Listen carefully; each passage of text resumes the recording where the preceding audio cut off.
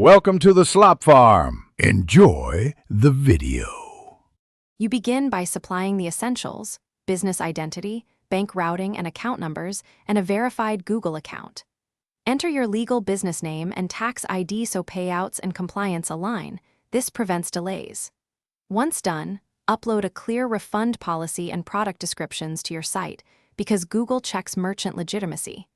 Make sure your domain has SSL and is noted for verification. This secures card data and keeps integration uninterrupted, letting you move quickly to API setup and payment testing.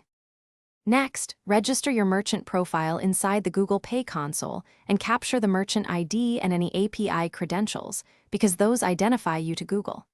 Verify domain ownership so tokenized payments can be routed to your site. The console guides DNS or meta tag steps. Then integrate the Google Pay API or your platform's plugin, mapping payment tokens to your gateway. Run sandbox transactions, inspect responses, and fix mapping errors. This stage ensures tokens, currency codes, and shipping parameters flow correctly, avoiding declines later. Finally, swap sandbox credentials for production keys, enable live payouts, and place small value test orders to confirm end-to-end flow. Monitor the first 24 to 72 hours for declines, payout holds, or unexpected chargebacks. Early monitoring catches configuration or fraud flags.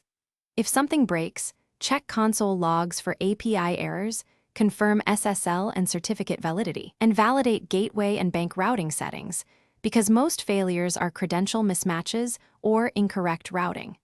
Correct those, retest, and resume full operations with confidence. Thanks for watching. Consider subscribing if we helped you today.